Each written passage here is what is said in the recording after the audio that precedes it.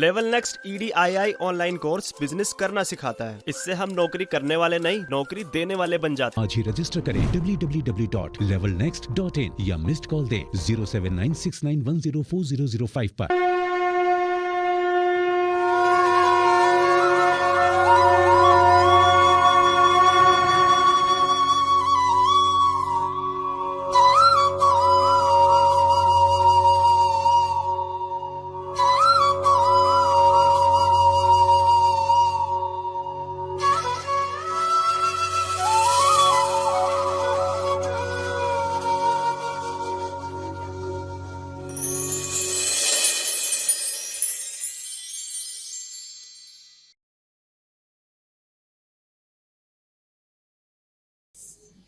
प्यारी परिबुद्धात्माओं,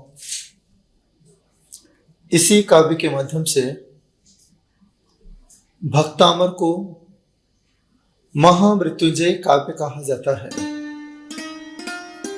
मृत्यु पर विजय प्राप्त करने के लिए जो मृत्यु को जीत ले, क्योंकि हमारे जैन धर्म में जन्म महोत्सव नहीं, मृत्यु महोत्सव मनाया जाता है। इसे हम कैसे जिए, किस प्रकार से हम अकाल मृत्यु से बचें, किस प्रकार से हम बड़ी बड़ी दुर्घटनाओं से बचें, इसके लिए 23 नंबर काव्य आपके लिए बहुत प्रभावशाली है। यह काव्य हर वाहन चलाने वाले को याद होना चाहिए। जो लंबी लंबी यात्राएं करते हैं उन्हें 23 नंबर काव्य याद है तो वह लंबी यात्रा आसानी के साथ कर सकते हैं। मैं चाहता हूं सब पहले इस काव्य को शुद्ध कर लें। त्वामा मनन्ति मुनियः परमं पुमांस। त्वामा मनन्ति मुनियः परमं पुमांस।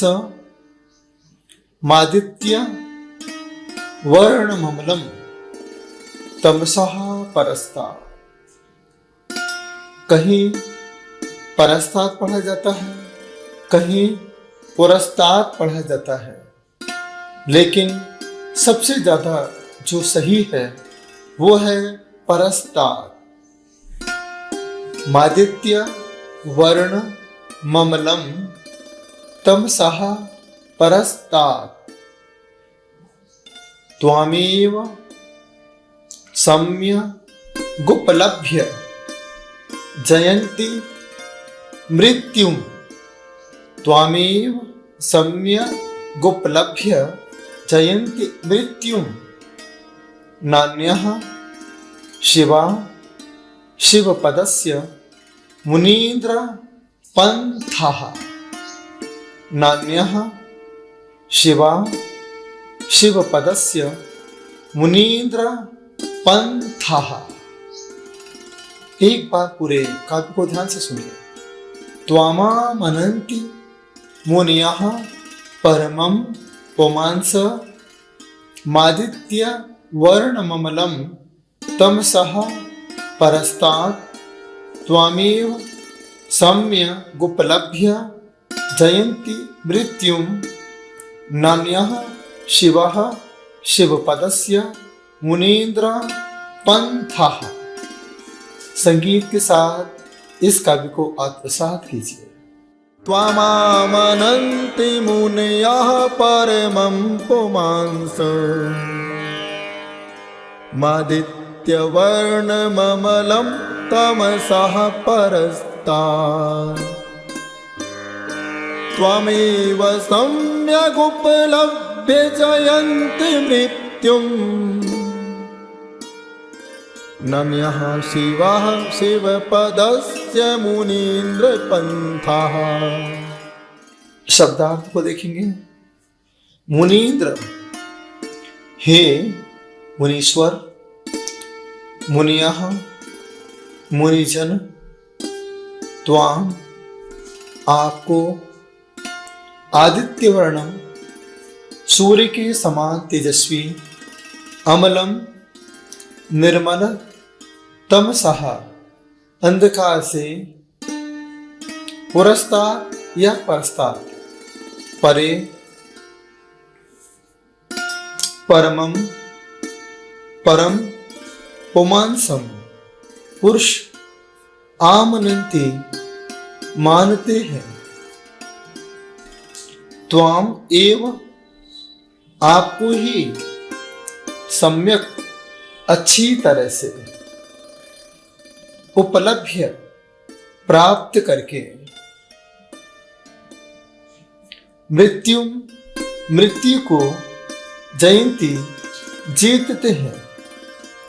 अतः शिव पदस्य मोक्ष पद का अन्यः दूसरा शिवः कल्याणकारी पंथः मार्ग न अस्ति नहीं है। इस काव्य में आचार्य मंतुम स्वामी मुनियों के स्वामी कहते हुए भावार्थ में कहते हैं, हे प्रभु, हे मुनीश्वर, मुनिजन आपको सूर्य के समान तेजस्वी, निर्मल, अंधकार से परे परम पुरुष मानते हैं। आपको ही अच्छी तरह प्राप्त करके मृत्यु को जीतते हैं। मोक्ष पद का दूसरा कल्याणकारी मार्ग नहीं है। मृत्यु के लिए तो लोग कहते हैं कि बस कैसे जी सकते हैं, लेकिन यहाँ आचार्य प्रभु जी कहते हैं, जयंती, मृत्यु जो मरता है उनके घरों में सूतक लग जाता है। 13 दिन तक चूल्हा नहीं जलता है। 13 दिन तक लोग मातम बनाते हैं। 13 दिन तक रोते हैं। 13 दिन तक मंदिर नहीं जा पाते। 13 दिन तक भगवान की पूजन नहीं कर पाते। 13 दिन तक किसी साधु को आहार दान नहीं दे पाते। क्या रीजन है? यही रीजन है कि उस व्यक्ति ने जीवन में मरण तो किया, लेकिन वह मरण परिचय और परिग्रह के साथ किया। परिचय और परिग्रह के साथ किया। इसके दुख में 13 दिन तक हमारे घर में चूल्हे चौके नहीं चलते। बताने के लिए क्या आपने जीवन में यदि संन्यास को धारण किया होता, संयम को धारण किया होता, तो तुम्हारे पास 13 प्रकार का चारित्र होता। और जो 13 प्रकार के चारित्र को धारण करता है उससे फिर 13 दिन का सूतक नहीं रखता है। वह अपने जीवन में 13 प्रकार का चारित्रवान हो जाता है। यदि आप गृहस्थ में मरण को प्राप्त होते हो तो आपका अच्छी गति में गमन नहीं हो सकता है। आप अपने परिवार को जब मंदिर से दूर करके चले गए, साधु से दूर कर दिया, मंदिरों में हम किसी प्रकार का दान नहीं कर पा रहे हैं तुम्हारे प्रभाव से, तो हमारा सम्यक मरण कैसे हो सकता है? संयम के साथ लिया गया मरण ही आपका सम्यक मरण हो सकता है। इसलिए मरना सबको एक दिन, अपनी अपनी बार, अपनी मौत मरने के लिए आप अपनी आत्मा का चिंतन करें। मैं तो आपसे आज इतना ही कहना चाहता हूं इस काव्य के माध्यम से, लोग तुम्हें मरने के बाद अकेला कर दें, इससे पहले जीते जी एकांत स्थान पे चले जाना। जीते जी एकांत स्थान पे चले जाओगे तो आप एक को समझ लोगे और शरीर को अंत कर दोगे। इसका नाम है एकांत। एक को पहचानिए, एक से अटैच हो जाइए, जिसका नाम आत्मा है। बाकी शरीर क्षणभंगुर है। यह 13 नंबर काव्य की साधना है। इस पर लिखा है प्रेत बाधा। आपने देखा है जहां पर एक्सीडेंट होते हैं एक पॉइंट बन जाता है। आप कहते हैं ना, देखिए कि यार यहां पर बहुत एक्सीडेंट होते हैं यार। इसका मतलब क्या है? प्रेत बाधा। व्यंतर जाति के देवों ने यह स्थान बना लिया, क्योंकि देवों के खून नहीं होता है, लेकिन वह भावना बनाते हैं एक बार मुझे फिर मनुष्य पर्याय प्राप्त हो जाए। अब क्या करें? सबसे पहला उपाय है, जहां पर एक्सीडेंट पॉइंट बन चुका है वहां पहले हॉर्न बजाइए सबसे पहले। इसके बाद 23 नंबर काव्य को बार बार पढ़िए। बार बार पढ़ने के बाद 1 सेकंड के लिए वहां पर अपने वाहन को रोक लीजिए। रोकने के बाद थोड़ा सा जल लीजिए। इतने हाथों को और घुटने तक पैरों को धो करके थोड़ा सा बाहर निकल के इसके बाद फिर वाहन में बैठिए, फिर एक बार हॉर्न बजाइए, फिर अपने वाहन को आगे ले जाइए। आप बड़ी बड़ी दुर्घटना से बच जाएंगे। इसके बाद लंबी यात्रा पर जाना हो तो 2 श्रीफल बाजार से लीजिए। 1 श्रीफल भगवान के मंदिर में चढ़ा देना, बोलना हे प्रभु, हे त्रैलोकीनाथ, आपको जयंती मृत्यु कहा जाता है, महामृत्युंजयी कहा जाता है। मैं इस लंबी यात्रा पर जा रहा हूँ, मेरी यात्रा निर्विघ्न संपन्न हो। 23 नंबर काव्य को पढ़ते हुए आप इस श्रीफल को भगवान के मंदिर में चढ़ा देना और 1 श्रीफल आप अपने वाहन में रखना। इस काव्य को पढ़ने के साथ साथ इसका छोटा सा रिद्धि जाप भी है। ओम ह्रीं अर्हं नमो आसी विषाणं झ्रौं झ्रौं नमः स्वाहा।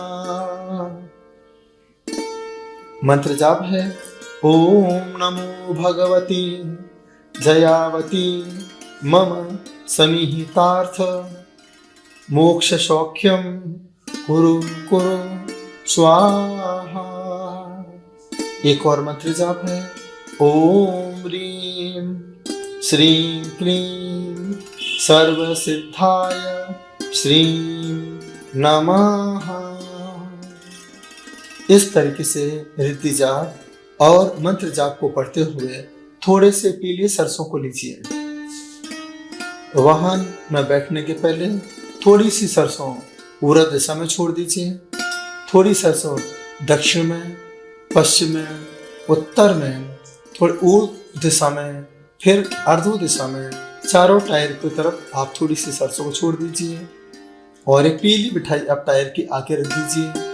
आगे रखने के बाद धीरे धीरे गाड़ी को आगे बढ़ाइए, लेकिन थोड़ा सा आप जब कभी बाहर जाएं उसके बाद थोड़ा दिशाशूल देख लेना कि किस दिन दिशाशूल कौन सा है।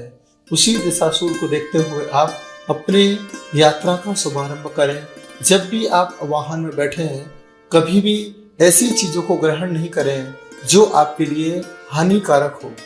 आप समझ गए, गुटखा है, तंबाकू है, सुपारी है, इन चीजों का थोड़ा सा हम अवॉइड करेंगे और बिल्कुल शुद्ध भावों के साथ, क्योंकि वाहन भी एक प्रकार का देवता होता है जिसे हम लोग वाहनवासी देव कहते हैं, जो आकाश में परिभ्रमण करते हैं। इसी प्रकार से ये वाहन भी एक देव होता है। जब हम घर लेके आते हैं इसकी पूरी पूजन करते हैं, विधि विधान करते हैं। आपके शरीर की सुरक्षा इसी वाहन के माध्यम से होती है। आप हर अमावस को इस वाहन को पूरा धोया करें, पूरी तरीके से साफ करें, फिर स्वस्तिक बनाएं। उसके बाद फिर आगे अपने यात्रा का शुभारंभ करेंगे। आप अपने जीवन में सुरक्षित रहें। इस समय कोरोना काल चल रहा है, लोग बहुत परेशान हैं, बहुत दुखी हैं। क्या मैं आगे का समय देख पाऊंगा या नहीं देख पाऊंगा? छोटे छोटे बच्चे, युवा शक्ति कम समय में शरीर से अपना नाता तोड़ करके संसार से विदा हो गई। मैं चाहता हूं कि आप भी सुरक्षित रहें। इसके लिए 23 नंबर काव्य को हर दिन 23 बार पूरे मनोयोग के साथ पढ़ें और इसका छोटा सा ध्यान है, यही ध्यान करें आंख बंद करके। जब हमारा यह शरीर छूट जाएगा तब फिर ये संसार मेरे साथ क्या व्यवहार करेगा। गहरी सांस लेकर एक बार तो सोचिए कि मेरा इस संसार में क्या है। आप अकेला अवतरे, मरे अकेला होए, या कबहू इस जीव का साथी सगाना कोई। कोई साथी नहीं है, अकेला ही हूं मैं। और मुझे इतने सारे लोग ले तो जा रहे हैं, अकेले छोड़ के आ जाएंगे। हमारा ही बेटा जिस शरीर को इतना चाहता था, आज वही बेटा मेरे शरीर को जलाने के लिए तैयार हो गया। मेरे पूरे शरीर के ऊपर एक एक लकड़ी जमाई जा रही है। आप देखिए किस तरीके से एक एक लकड़ी को जमाया जा रहा है आपके शरीर को जलाने के लिए। बस इस समय यही पंक्ति याद रखना, यही भाव रखना। एरी लकड़ी सुनहरी लकड़ी, धीरे धीरे मुझे जलाना, धीरे धीरे मुझे जलाना। याद आ रहा मुझको मेरा गुजरा हुआ जमाना, धीरे धीरे मुझे जलाना, धीरे धीरे मुझे जलाना। मुझे अपना पूरा गुजरा हुआ जमाना याद आ रहा है। मैंने इस जमाने के साथ सारे समय को गुजार दिया। आज सारा संसार इस शरीर को जला करके राख कर रहा है।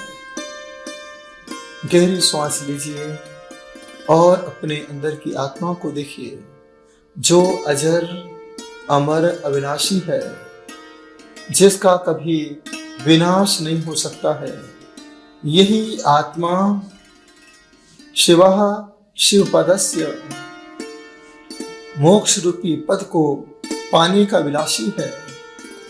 इसे जागृत कीजिए, इसके प्रति जागरूक हो जाइए। शिव पद की प्राप्ति के लिए मैं इस संसार में देह को एक माध्यम बना के आया हूँ। यह देह एक माध्यम है आत्मा की अनुभूति कराने वाला। इस अनुभूति के साथ हे मुनिजन, हे मुनीश्वर, मैं भी मुनि पद को धारण करके संयम की मार्ग पर बढ़ते हुए अपने शिव मार्ग को पा सकूं, प्राप्त कर सकूं। ऐसा अनुभव बार बार कीजिए कीजिए।